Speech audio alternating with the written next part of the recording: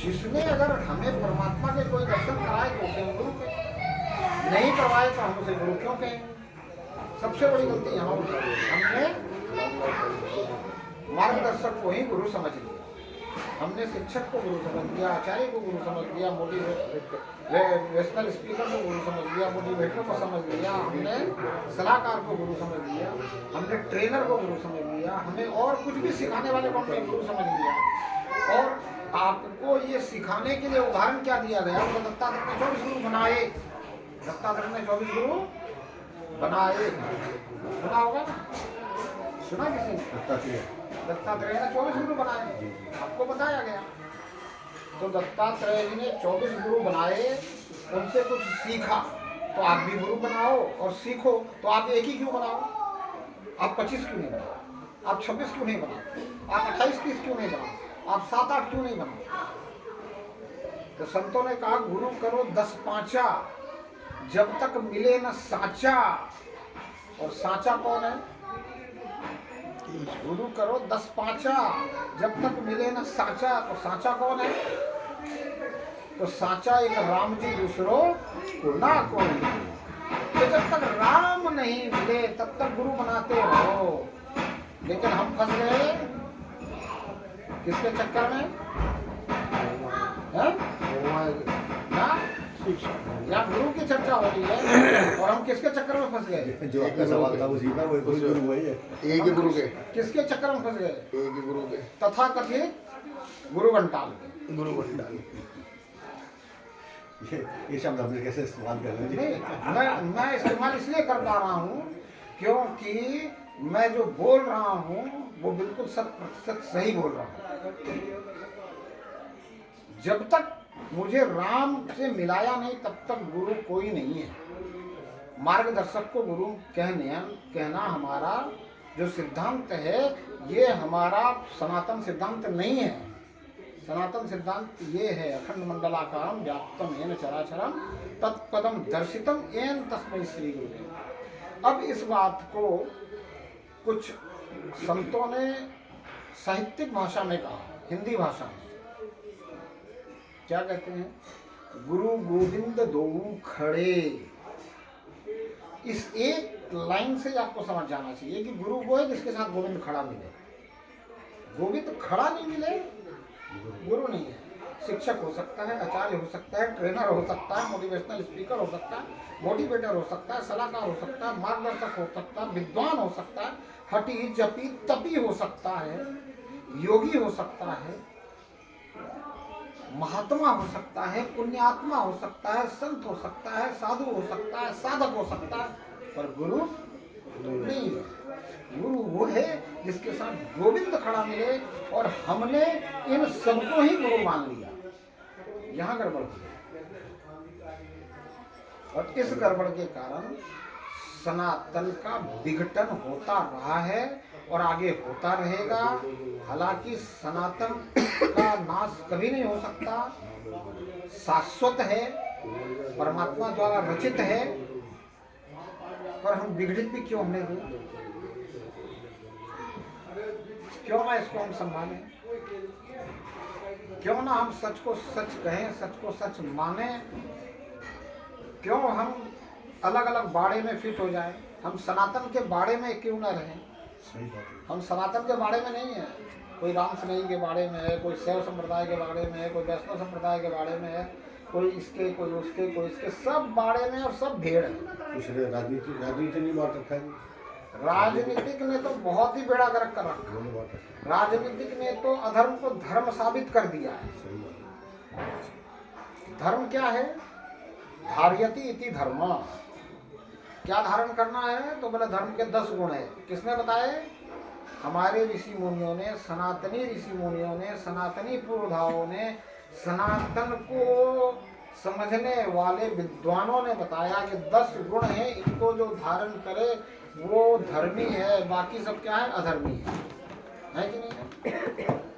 है कि नहीं है? है ना? तो सबसे बड़ा पहला गुण क्या है धर्म का? संत कहते हैं दया धर्म का मूल है।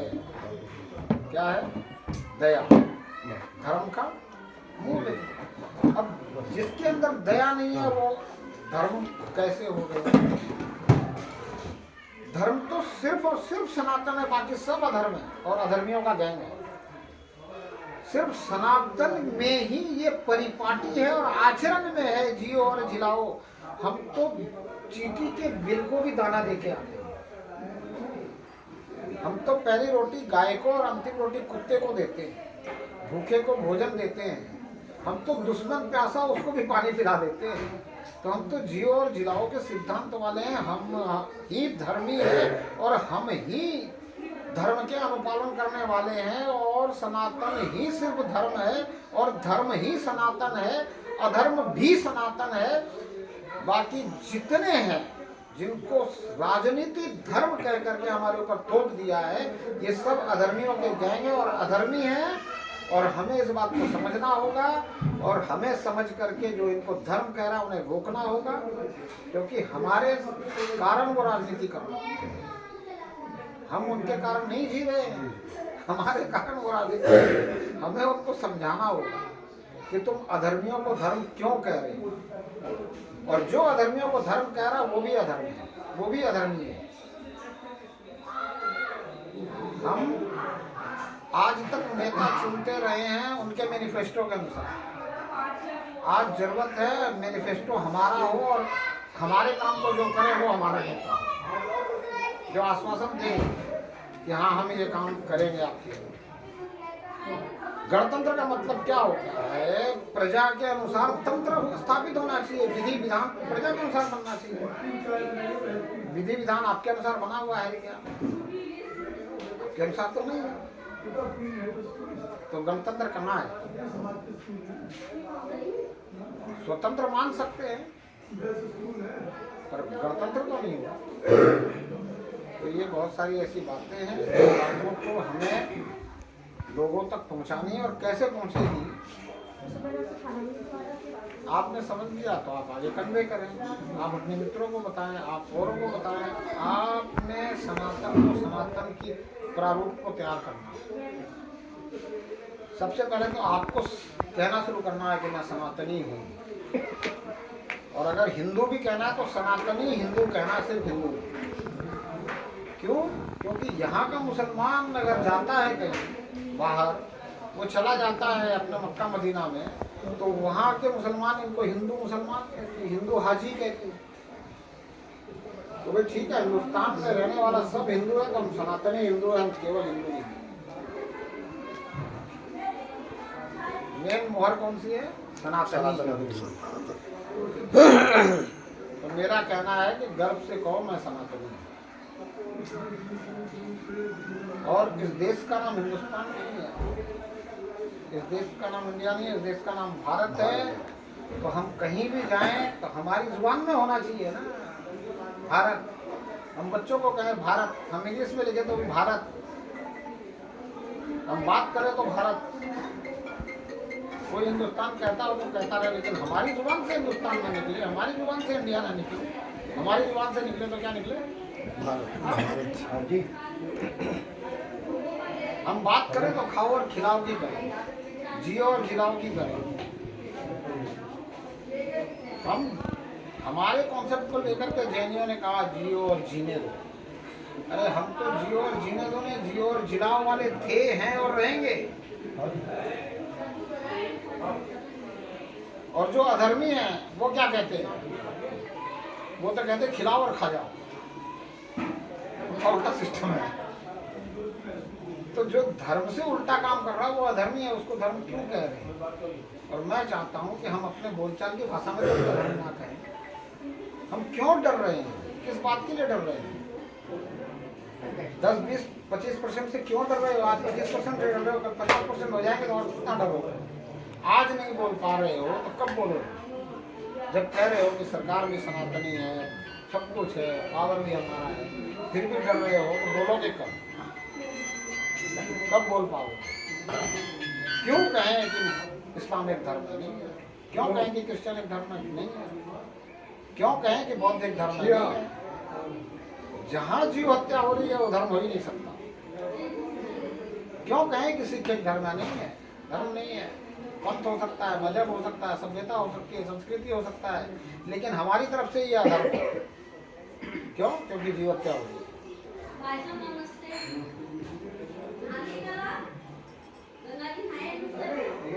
इस बात को समझना है और समय का देख लो हिसाब किताब।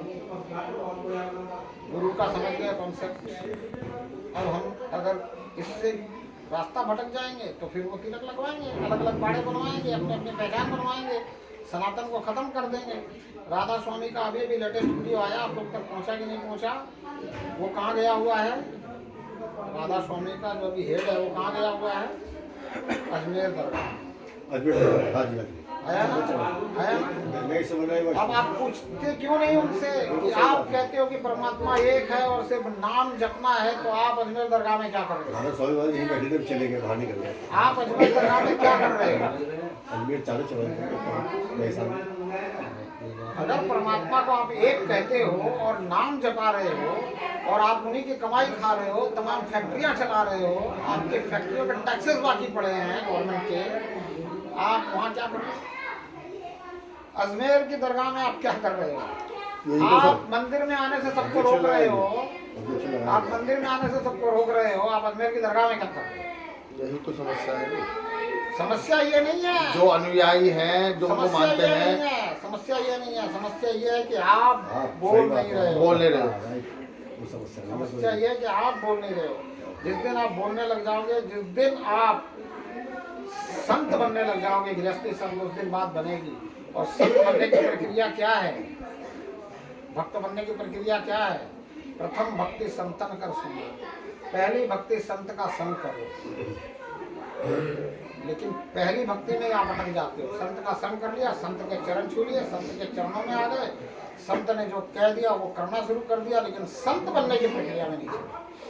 यहाँ आपको संत बनना पड़ेगा। दूसरी लाइन क्या है इसकी? प्रथम भक्ति संतन कर संगा, दूसरी मम रति कथा प्रसंगा। जैसे संत दूसरे को उपदेश दे रहा है, पर उपदेश कुशल बहुतेरे बन करके अपने आप को संत बना करके बिठा रहा है, गुरु बन के बैठ जा रहा है। आपको भी कुशल उपदेशक बनना पड़ेगा, आपको परमात्मा का गुणगान करना पड़ेगा। दूसरी भक्ति आपको शुरू करनी पड़ेगी, नवधा भक्ति पे आपको भी चलना पड़ेगा। प्रथम भक्ति संतन कर संगा, दूसरी ममरती कथा प्रसंगा। ये आप किसके साथ करोगे? अकेले रहो तो परमात्मा से बातें करो, और दो होते ही सिर्फ परमात्मा की बातें करो। और अपने परिवार को लेकर के 24 घंटे में 24 मिनट बैठो और एक दूसरे के अनुभव पूछो कि तुम्हें आज कोई ऐसा अनुभव हुआ जिससे तुम्हें लगा हो कि कोई शक्ति तुम्हारे साथ काम कर रही है या कोई शक्ति तुम्हें रोक रही है। फिर उसे अनुभव होगा कि कोई शक्ति मेरे साथ काम कर रही है या जो मुझे रोक रही है ये परमात्मा है। तो 24 घंटे में 24 मिनट आप अपने परिवार को लेकर नहीं बैठ सकते क्या एक समय? और जब ये शुरू करोगे तो क्या होगा? संयुक्त परिवार बनेगा, परिवार टूटेगा नहीं।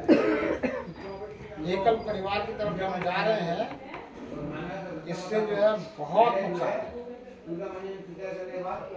और खास करके नुकसान है हमारी माताओं में, कामकाजी माताओं में बहुत नुकसान है।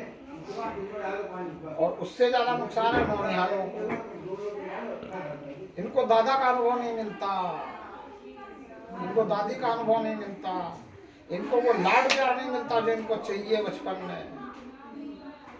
इसलिए ये क्या होते हैं, जवान होते तक उदास हो जाते हैं, जीवन से विमुख हो जाते हैं। जीवन जीने की इनके पास एक कारण होता है, सिर्फ अट्रैक्शन, उसके अलावा और कोई कारण नहीं होता। क्यों? क्योंकि प्रेम तो मिला ही नहीं, तो सिर्फ अट्रैक्शन में अटकते हैं। समर्पण तो सीखा ही नहीं, तो सिर्फ अट्रैक्शन में अटकते हैं। ये सबसे बड़ी गड़बड़ हो रही है। इसका कारण अगर इसको सुधारना है तो दूसरी भक्ति को कम से कम शुरू करो, तीसरी करो या ना करो। तुम 24 घंटे में 24 मिनट अपने सभी घर वालों को लेकर के बैठो एक साथ में और उनसे चर्चा करो कि आज तुम्हें क्या अनुभव हुआ, आज तुमने क्या किया, तुम्हें ऐसा लगा क्या कि कोई शक्ति तुम्हारे साथ काम कर रही है। देखो सबके अनुभव निकल के आएंगे और सभी अपने दिन भर में अनुभव करेंगे कि आज मेरे साथ कोई ऐसा वाकया तो नहीं हुआ जिससे मुझे लगता है कि मैंने नहीं किया, किसी और शक्ति ने कर दिया ये। फिर परमात्मा पे उसका विश्वास दृढ़ होगा, ऐसा होता है, प्रगाढ़ होगा। तो होता है, आपके साथ हुआ, आपने अपने बच्चों को बताया नहीं, इसलिए वो परमात्मा से दृढ़ विश्वास ही नहीं हो रहा है, इसलिए उसका परमात्मा से प्रगाढ़ प्रेम नहीं हो रहा है, इसलिए वो सुख में परमात्मा की तरफ नहीं आता है, और दुख में तो आ जाएगा, वो आना ही पड़ेगा। ठोकर खाएगा तो कहाँ जाएगा? शुगर खाने के बाद आएगा। तो ठोकर खाने से पहले आ जाए, इसकी शुरुआत ये करनी पड़ेगी। 24 घंटे में कम से कम 24 मिनट आपको सबको साथ लेके बैठना पड़ेगा और गुफ्तगू करनी पड़ेगी, चर्चा करनी पड़ेगी कि आपका आज का अनुभव आप बताइए। एक दिन एक का अनुभव सुनो, दूसरे दिन दूसरे का सुनो, तीसरे दिन तीसरे का सुनो, चौथे दिन चौथे का सुनो, अपना अनुभव भी बताओ। अनुभव से ही ज्ञान होता है, अनुभव को ही मानना चाहिए। सिर्फ सुनी सुनाई बातों का क्या है? सुनने के लिए तो हम लोग बहुत कुछ सुनते हैं। था एक राजा था, एक रानी थी, दोनों मर गई, खत्म कहानी। तो थी, बोला फलाने थे, संत थे, शेर बन जाते थे, खत्म कहानी होती। आजकल के नौजवान मंदिर में लेके जाओ, बोले ये शेर खा जाएगा, बोला बेटा शेर नहीं खाएगा, तो बोला फिर ये माता के देगी, ये शेर माटी का नहीं खाएगा, तो माटी की माता के देगी, तो वो परमात्मा से विमुख हो जाता है। इसके लिए जरूरी आप उसके अनुभव उसको बताओ कि तेरे अनुभव तुझे बता रहे हैं कि परमात्मा है, कोई परम शक्ति है, कोई परम सत्ता है जो तेरे साथ पैरेलल काम कर रही है, कभी तुझे रोक रही है, कभी तुझे धक्का दे के आगे बढ़ा रही है। और ये आज नहीं कह रहा हूँ मैं, ये तुलसी ने कई सालों पहले लिख दिया। संतन कर संगा दूजी ममरती कथा प्रसंग, बोले मेरी कथा प्रसंग शुरू करो, दूसरी भक्ति शुरू करो, लेकिन हम शुरू नहीं कर रहे। और कोई संत कहता नहीं है कि तुम शुरू करो, क्योंकि तुम शुरू कर दोगे तो फिर इसकी कौन सुनेगा? तो बोले मेरी सुनते रहो, मेरे ही पीछे पड़े रहो, लल्लू बने रहो, मेरा उल्लू सीधा होता रहेगा। लेकिन मैं हाथ जोड़ के निवेदन करता हूँ, लल्लू मत बनो। मेरा उल्लू सीधा होना होगा तो हो ही जाएगा, नहीं होना होगा तो नहीं होगा। मुझे मेरी किस्मत का मिलेगा, मेरी भाग्य का मिलेगा। तुम्हारी पेट में दर्द होगा तुम अपने आप दोगे, लेकिन लल्लू बनाकर मैं नहीं चाहता कि फंसा के रखूँ, अपने बाड़े में खींच लूँ और ना किसी के बाड़े में फंसू। ये शुरू करो, हर घर में होना चाहिए। 24 मिनट की ज्ञान गोष्ठी होनी चाहिए, ज्ञान चर्चा होनी चाहिए, प्रभु चर्चा होनी चाहिए। और ये आप शुरू करो, फिर आपको भी लगेगा कि प्रभु कृपा बरस रही है। परिवार के सभी सदस्य अच्छे मार्ग के अनुगामी हो जाएंगे, चरित्रवान हो जाएंगे, नैतिकवान हो जाएंगे, विवेकवान भी हो जाएंगे, सूझबूझ से काम करने वाले हो जाएंगे। शुरुआत करके बैठो बैठो बैठो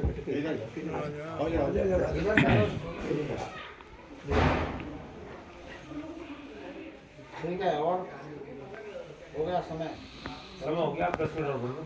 10 मिनट और बोलो। 10 मिनट में तो इनका मुंह बिठा करा, 10 मिनट में तो इनका मुंह बिठा करा दो।